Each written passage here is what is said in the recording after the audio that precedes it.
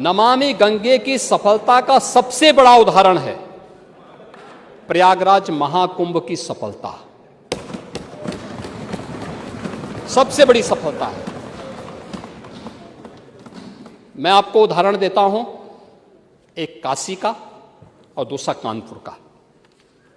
नमामि गंगे के पूरे रूट में गंगा जी गंगोत्री से लेकर के गंगा सागर तक 2700 किलोमीटर की यात्रा तय करती है। इसमें से 1000 किलोमीटर उत्तर प्रदेश के अंदर तय करती है। सबसे अधिक 5 जो राज्य हैं उनमें से यूपी में मां गंगा अपना आशीर्वाद देती है। मां गंगा और मां यमुना के कारण उत्तर प्रदेश देश की सबसे अच्छी उर्वरा भूमि भी रखता है। ये हिमालय से आने वाली नदियां ये यहां की भूमि को अत्यंत उर्वरा भी करती है। लेकिन इसका उदाहरण मैं प्रस्तुत 2 उदाहरण आपको दूंगा। हम लोग नमामि गंगे परियोजना के पहले काशी जाते थे। मोदी जी के आने के पहले काशी में गंगा जल आचमन तो दूर, स्नान करने के लिए भी मान्य नहीं था। बीओडी का लेवल इतना ज्यादा था।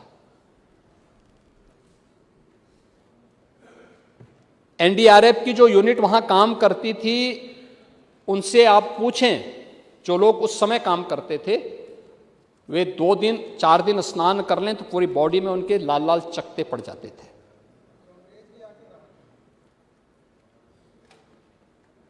जलीय जीव डॉल्फिन, गांगेय जो डॉल्फिन होती है, ये सबसे संवेदनशील होती है और ये सब समाप्त हो चुके थे। आज आप जाइए काशी में, आपको शुद्ध जल मिलेगा। नमामि गंगे परियोजना का परिणाम है और प्रधानमंत्री जी का जो संकल्प था गंगा जी के प्रति, मां गंगा के प्रति, अपनी विरासत के प्रति, उन्होंने उसका निर्वहन किया। आज गंगा जी का जल आचमन करने, यानी स्नान भी किया जा सकता है और आचमन भी किया जा सकता है, न केवल काशी में, प्रयागराज में भी और कानपुर में भी। कानपुर में 14 करोड़ लीटर सीवर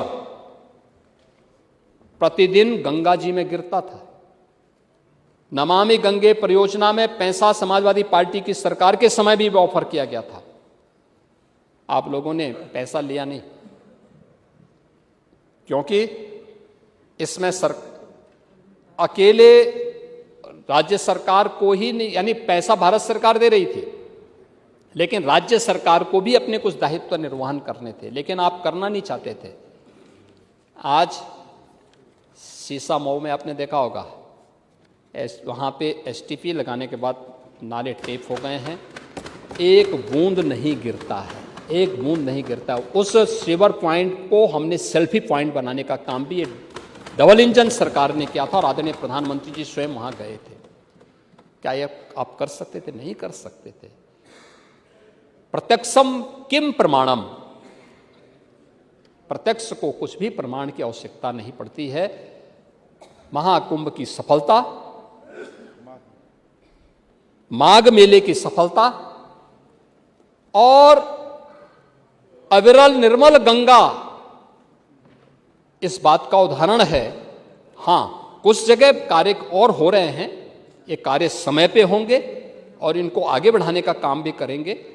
मां गंगा के प्रति, भारत की विरासत के प्रति, भारत के नायकों के प्रति और भारत के गरीबों, युवाओं, आधी आबादी महिलाओं के प्रति और अन्नदाता किसानों के प्रति जो दायित्व डबल इंजन सरकार के हैं, ईमानदारी के साथ, पूरी प्रतिबद्धता के साथ हम निभाएंगे। ये बजट उनको समर्पित है।